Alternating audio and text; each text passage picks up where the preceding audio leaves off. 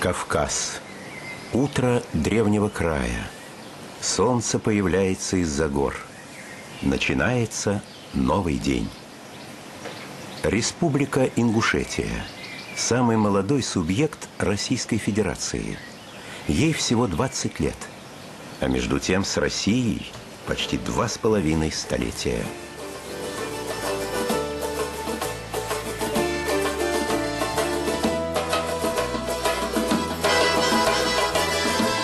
С тех пор, как в марте 1770 года ингушские старейшины дали клятву на верность Российской империи, обязуясь защищать ее интересы, ингушский народ держит слово. Одна черта нашего народа – верность долгу, чести, верность присяге. И с того времени, как наши предки завещали нам, 240 лет назад подписали то соглашение, дали клятву. И с тех пор ингуши, они всегда были верны своей клятве. И до сих пор мы с этой клятвой идем по жизни.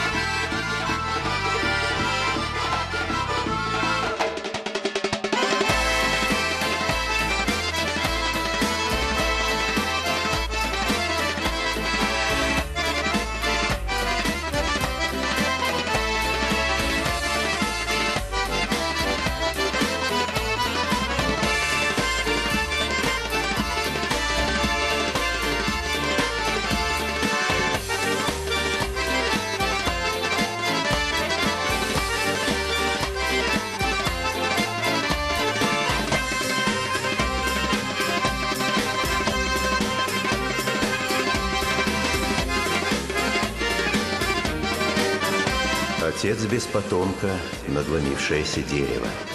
Девушка без брата, сокол без крыла. Сокола без крыла изловить легко. Надломившееся дерево свалить просто.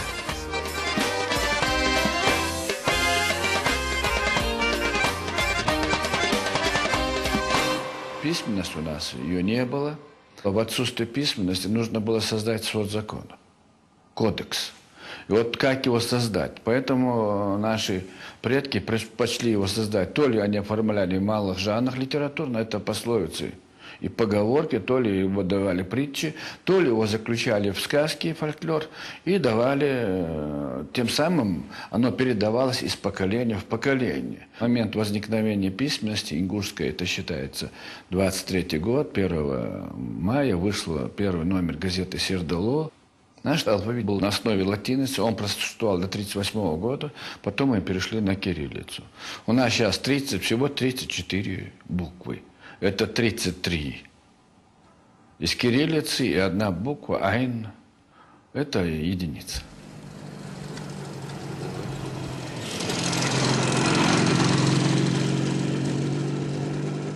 Жизнь в горах непроста и сурова. Наверное, поэтому значение рода, тейпа, так важно. Семьи у ингушей большие, 5-9 детей – норма. Чтобы укрыться от непрошенных гостей, испокон веку ингуши строили башни, но о них чуть позже.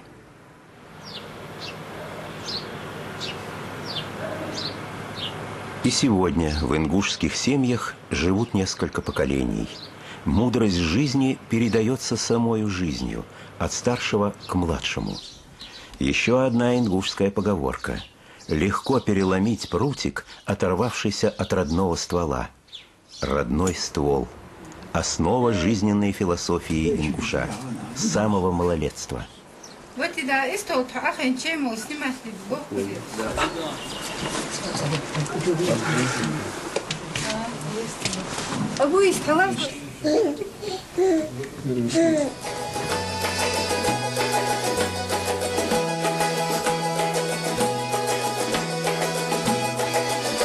Старшего чти, младшего поучай.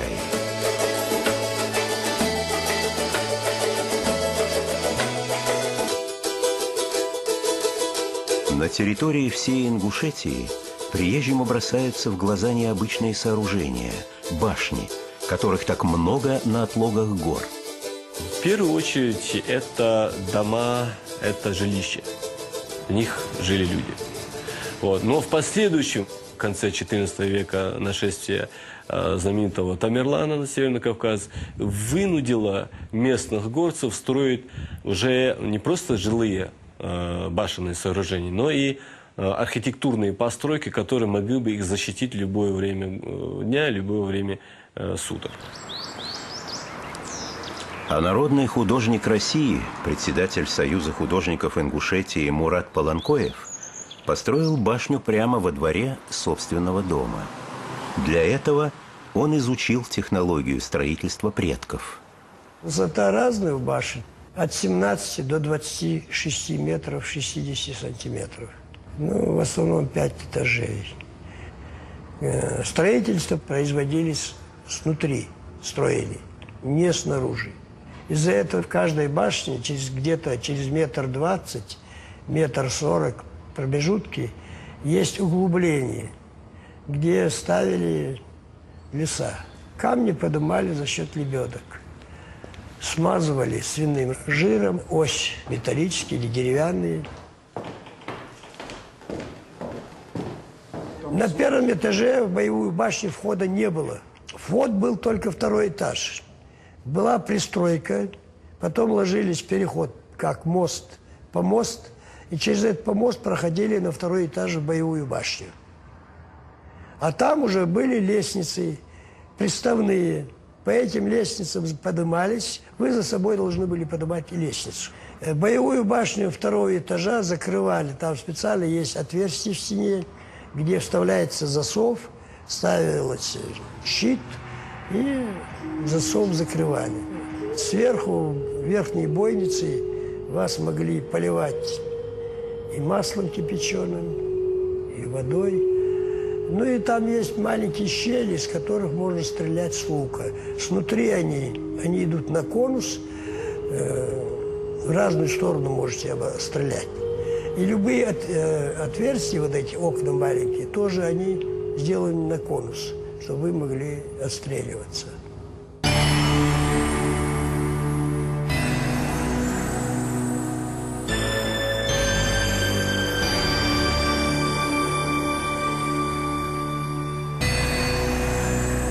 Каждый род ингушей имеет одну боевую башню. Даже у ингушей сохранилась пословица: каждый ингуш, каждая фамилия ингушская должна при жизни иметь башню, а после смерти склеп. И поэтому вслед за возведением жилой башни ингушской тейпы они начинали сразу же собирать материал, собирать средства для строительства уже боевой башни. Она представляла собой символ мощи рода. Эта башня сплачивала род. Это своеобразный такой вот монолит.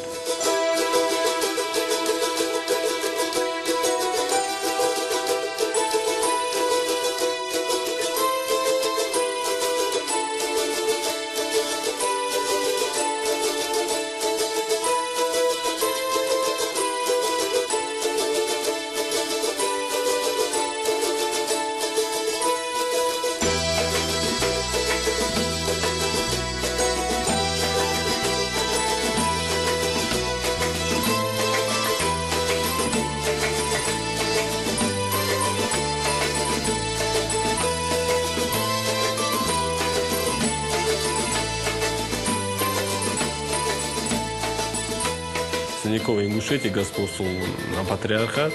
Вот, здесь главная роль отводилась мужчине. И каждая новая семья, которая образовывалась, она должна была отселяться. И вот эти небольшие отселки, вот эти семьи, которые отделялись от рода, они старались обосновывать свои жилые гнезда неподалеку от метрополии, от центра, там, где родилась вот эта фамилия.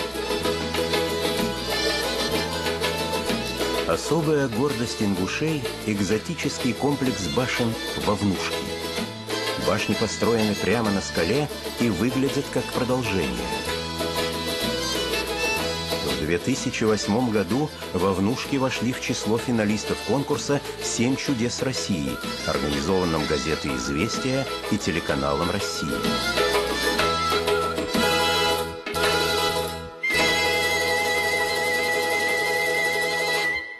Не обдели Всевышний пищей и мусульманина, и христианина, и всех живущих на земле существ. На этой земле стоит и древний христианский храм Тхаба-Ярды. Тхаба-Ярды датируется сегодня IX веком новой эры, что делает храм одним из древнейших христианских памятников на территории нашей страны. Сегодня существует несколько вариантов этимологии, названия этого храма. Но наиболее распространенно это храм 2000 святых. Тхоба по-ингушски 2000 и Ярды – Бог святой. То есть храм 2000 святых. Но есть еще другая распространенная версия, что храм Тхоба-Ярды может переводиться как храм Бога, храм глаза Бога. Потому что в древнеингушском языке Тха означал Бог, Бог, Верховный Бог. А Ба – это глаз, то есть Тхаба – это глаз Бога. Есть свидетельство того, что к храму приходили крещенные из соседних чеченской территории Чеченской Республики и северных районов Грузии. То есть храм, он имел большое значение не только, собственно, для христиан, жителей Горной Ингушетии, но и для регионов, которые примыкали к Горной Ингушетии с востока и с юга. С западной стороны храма Тхаба-Ярды можно сегодня видеть декорированную арку, такого полустрельчатого очертания. И внутри этой арки можно видеть различные фигуры. Центральная фигура – это фигура Христа, который восседает на троне, на седалище.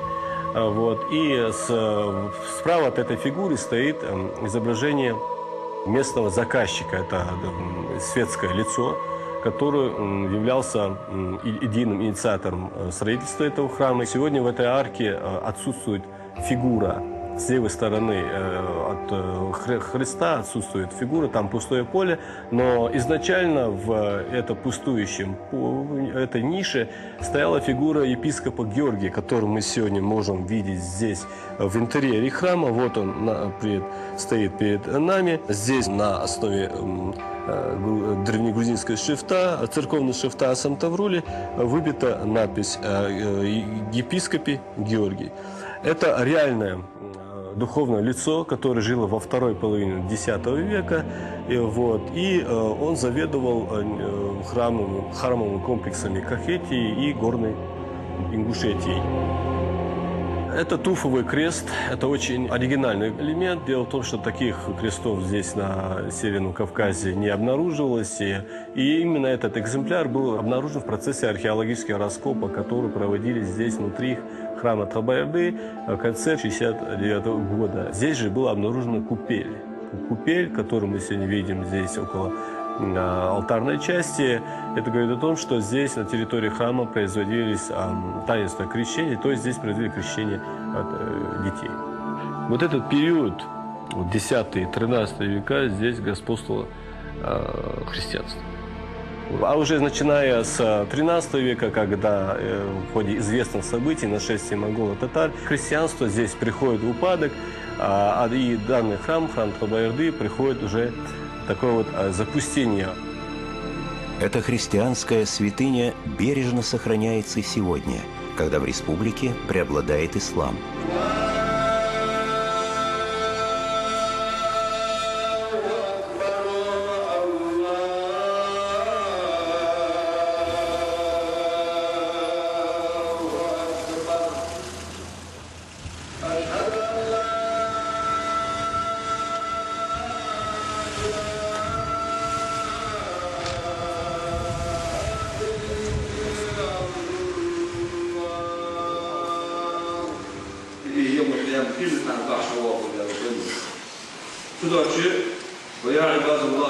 Согласно последней переписи населения, из 500 тысяч общего числа жителей Ингушетии мусульмане составляют подавляющее большинство.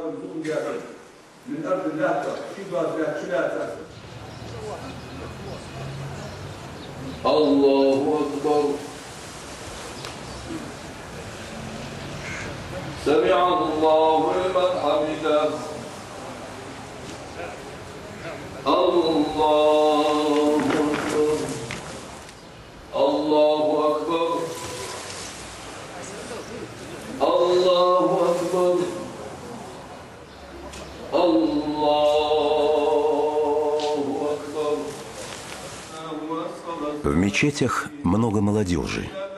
За время пребывания в республике мы ни разу не видели ни пьяного, ни курящего. Ислам играет одну из самых главных ролей в жизни нашего народа. Но мы не радикальны ни в коем мере. И никогда не будем радикальными.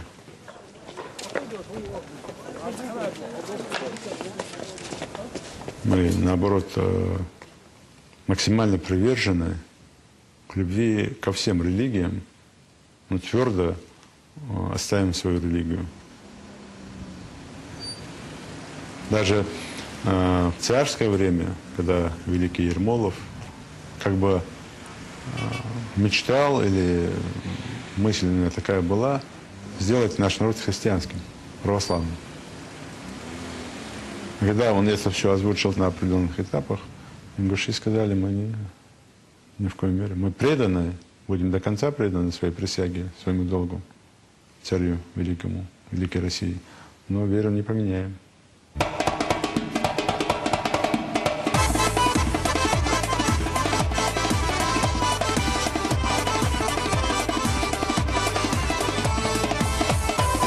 Смерти бояться, героем не стать.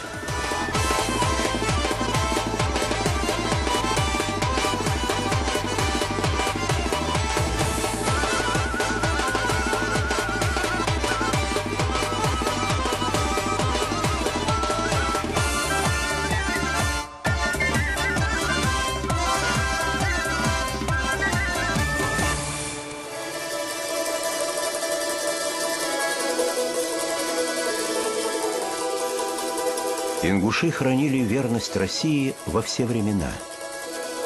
Лозунг «Жизнь во славу царя, отечества и народа своего» не просто лозунг. Эти слова вписаны в сердце каждого ингуша, чьи предки были офицерами русской армии, поражая русских братьев своей отчаянной смелостью, отвагой и храбростью.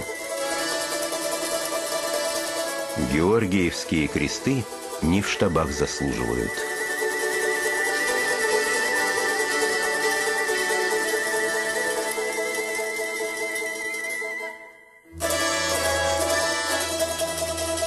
Особая страница – так называемая «Дикая дивизия», в которую в том числе входил и ингушский полк. В 1916 году, во время Первой мировой войны, генерал-губернатор Терской области получил телеграмму из ставки Верховного главнокомандующего. Мы процитируем ее почти полностью. Как горная лавина обрушился ингушский полк на германскую железную дивизию. В истории русского отечества не было случая атаки конницы и вражеских частей, вооруженных тяжелой артиллерией. Менее чем за 1,5 часа перестала существовать железная дивизия.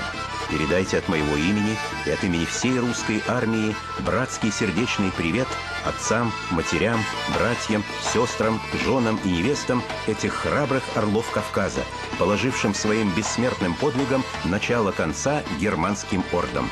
Никогда не забудет этого подвига Россия. С братским приветом, Николай.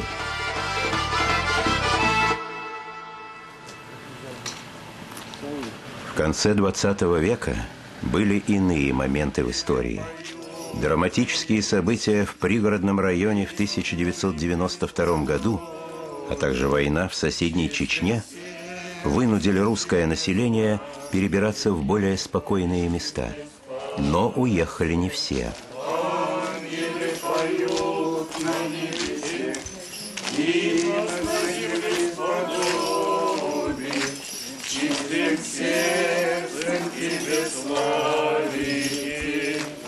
Христос воскресе из мертвых, смерти тьме поправ, Иисус, человек любивший водорвов. Дымный честный.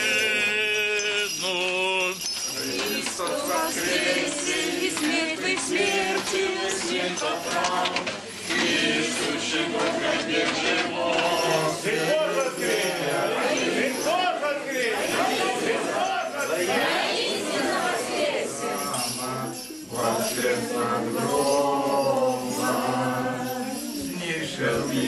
В частных беседах с нами ингуши выражали сожаление об уехавших русских.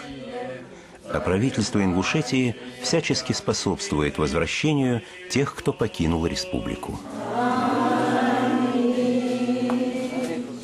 В республике Ингушетия была принята программа, которая была направлена на сохранение русскоязычных на территории республики, а также на возвращение русских на территорию Ингушетии. Поэтому я могу сказать, это послужило и возвращению русских на территорию Ингушетии, и, безусловно, сохранению русского населения на территории Ингушетии. Морок национальной вражды уходит в прошлое. Будем надеяться, навсегда. Как и то, что случилось в 1944 году. Единство народа крепче камня.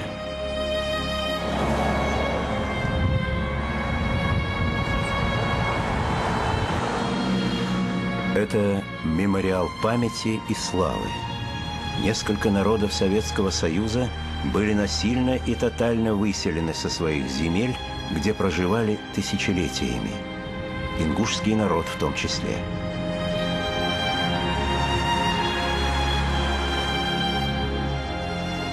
Строится аллея памяти. Памяти, которую хотели стереть навсегда. Нет в Ингушетии семьи, не пережившей этого геноцида. Башни в колючей проволоке – точный и емкий его символ.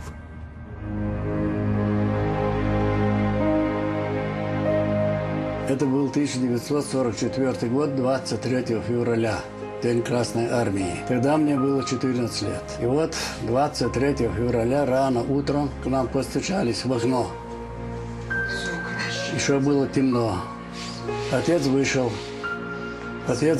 и незадолго зашел, говорит, выселяет в холодные края. Он, правда, не сказал, куда именно. И нас погрузили верхом на нашей же лошади. Я помню, как сегодня майор он был. Подъезжает, говорит автоматчику. Он с угла сидел сзади. Кажется, автоматчик при первой попытке бегства на месте расстрелять. Дал указание, и мы тронулись. Ну, отвезли в железнодорожный, значит, вокзал, погрузили нас в вагонах. Деревянные вагоны, их называли телячьими вагонами, потому что в скот возили.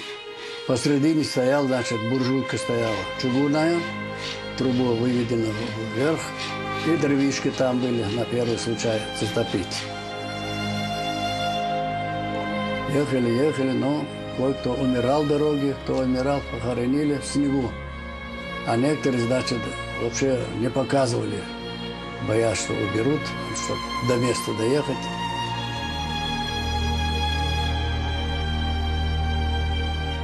Ну, таким образом, значит, я помню, нас привезли в Казахстан. Нас отвезли к семье Чистяковых. Сын у них служил в армии, дочь, сын, русский, дочь, сын и тетка. Очень хорошая тетка. Вот, заходите на печку, маленьких на печку, туда-сюда. Они нас очень хорошо приняли. Мы там жили, значит, ну, до лета, а летом построили себе там землянки и стали жить.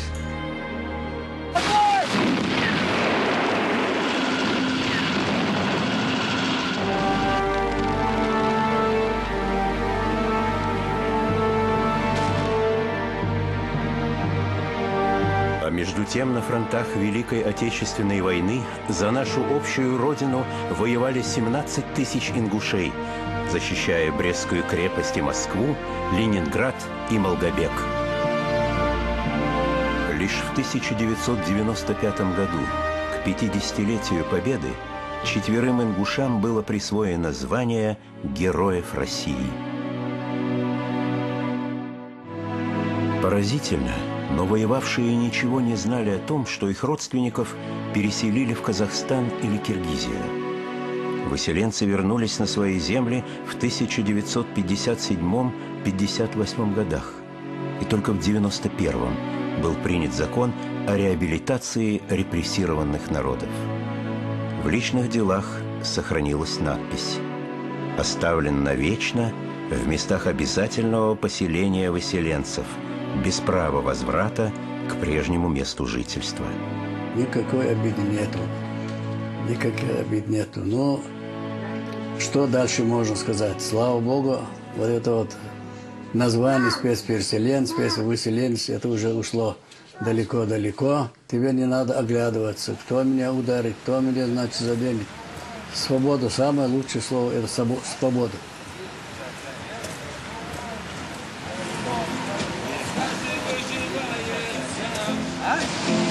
Недалеко и не близко, на Кавказе красиво существует гордый город Назрань. Недалеко и не близко, на Кавказе красиво существует гордый город Назрань.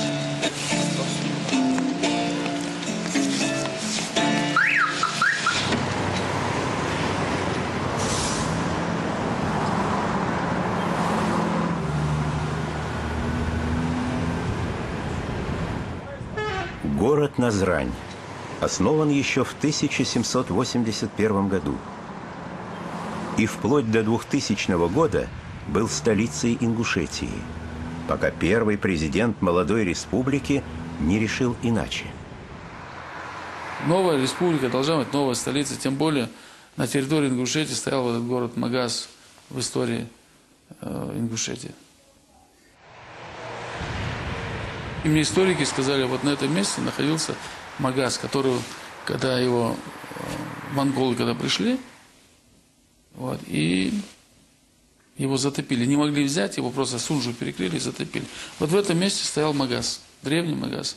Город очень был такой, говорят, развитый город, торговля шла, весь Северный Кавказ, как бы на пересечении дорог стал. Поэтому я воссоздал его.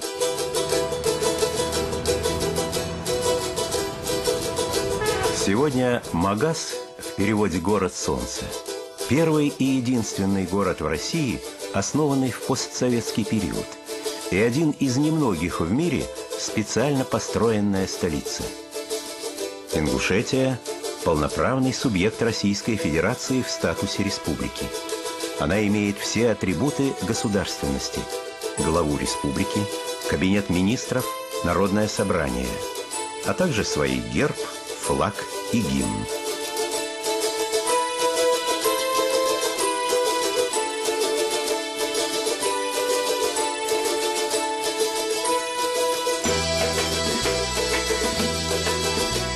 Почти 2,5 столетия с Россией и 20 лет самостоятельности.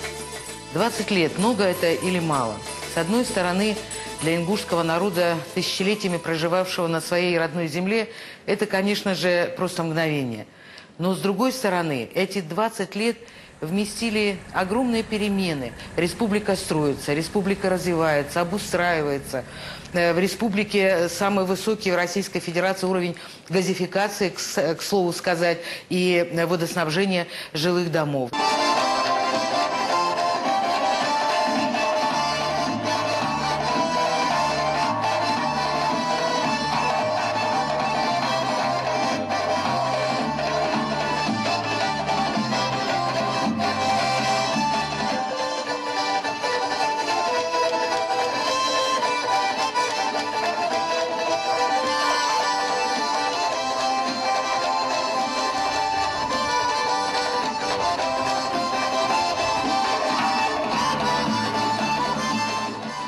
федеральный центр никогда не оставлял без внимания нашу республику и наш народ.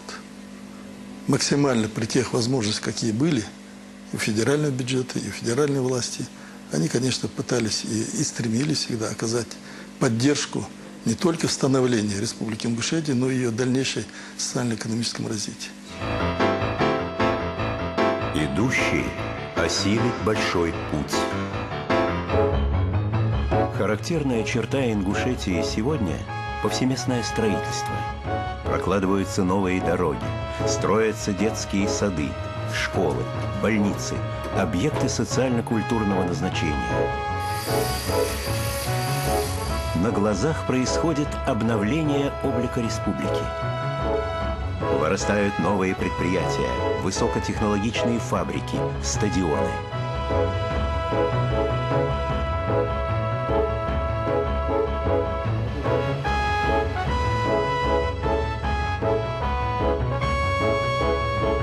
Но Ингушетия остается Ингушетией.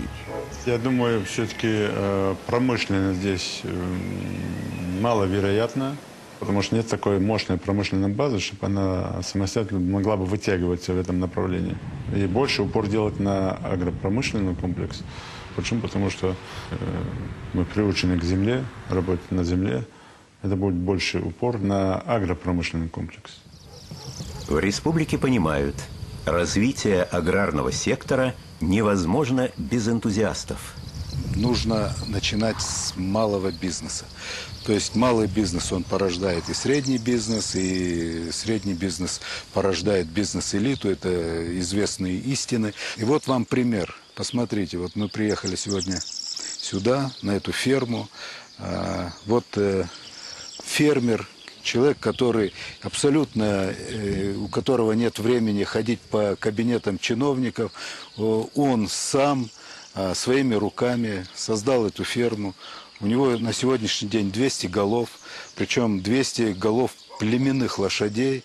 Он занимается один из нескольких фермеров России племенным коневодством. Она сегодня глава республики, Юнусбек Баймудгиревич Чевкуров, он ставит вопрос, знаете как? Не чтобы они ходили, а чтобы чиновники к ним приходили, смотрели, находили их и помогали. Вот я подаю пример всем чиновникам Ингушетии, как нужно работать с малым и средним бизнесом. Наш бренд сегодня в том, что мы один из самых экологически чистых субъектов Российской Федерации. И наша продукция, она одна из самых чистых экологических в том числе. То есть мы должны этот бренд сохранить. Делаю упор на развитие малого индивидуального предпринимательства, делаю упор на агропромышленный комплекс и делаю упор на то, что сегодня мы уже внедряем, это туристического кластера.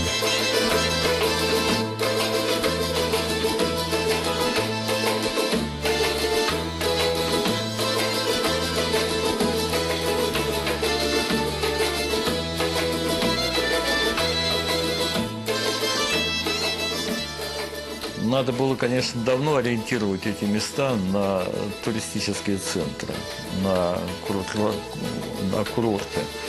Потому что это зона, где должны люди отдыхать.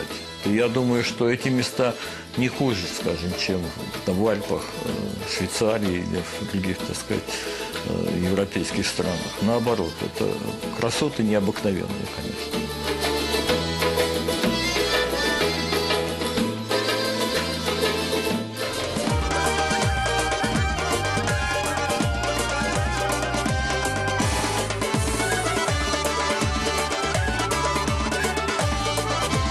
Настоящий мужчина не станет женщиной, но настоящая женщина, случается, приравнивается к мужчине.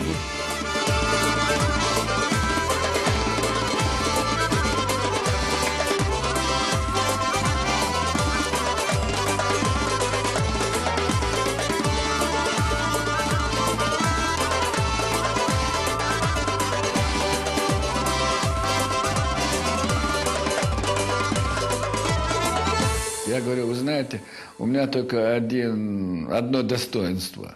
Мне говорят, какое? Я обречен всю жизнь находиться в обществе красивых женщин. Потому что на филологическом факультете маленький процент мужчин. Их должно быть больше. И когда больше юношей, больше джигитов, то и девушки ведут себя по-другому.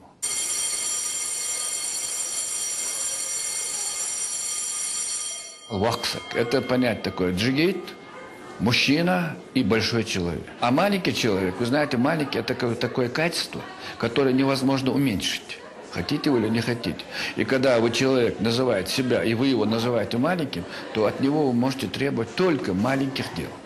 Хотя он может быть там под 2 метра.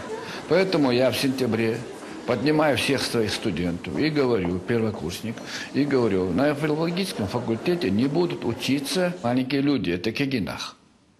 На филологическом факультете не будут учиться девочки, егиш. Я говорю, на филфаке будут учиться только так, те, которые сокантвы, кунахвы, со эздишде, эздиёи. Это значит, я джигит, я мужчина, и я благородная дочь, девушка благородных родителей. Вот кто себя считает таким, садитесь. Они все садятся. Я после этого говорю, отныне ваше поведение должно соответствовать именно этому понятию. И вы знаете, они становятся намного лучше. Понимаете, девушка не станет лучше от того, что вы ее назовете девкой. Она станет намного лучше, если вы назовете девой.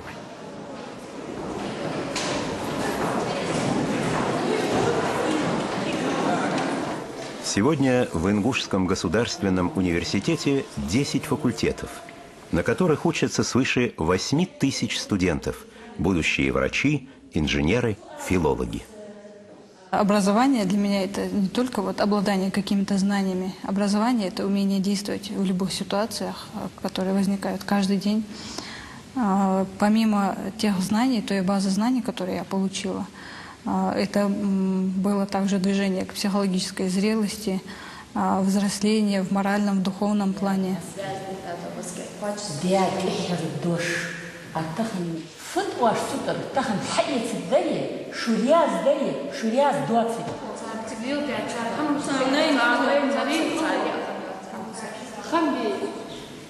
Была такая программа, правительство выделяло стипендию молодым талантам, студентам, которые достигли каких-то успехов в плане учебы. И вот это была хорошая финансовая поддержка для того, чтобы я выпустила сборник. У нас есть школа-гимназия номер 1 города Назрань, и она является лучшей школой Ингушетии и попала в 30-ку лучших школ России. Вот еще когда я там училась, вот там я начала писать стихи.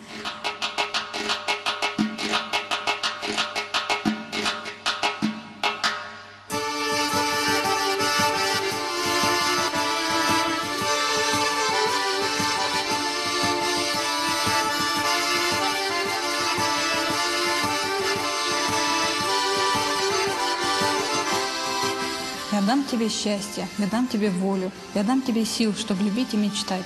Я душу наполню дыханием боли и крылья найду, чтобы учиться летать. Я буду звездой для тебя среди ночи, и буду я солнцем для каждого дня. Я искрой зажгу твои милые очи, а сердцу добавлю чуть больше огня. Ты будешь счастливым, ты будешь блаженным. Почему мне не сделать тебя, раз могу? И в таком ослеплении, таким вдохновенным, отдам тебе жизнь, с которой сойду.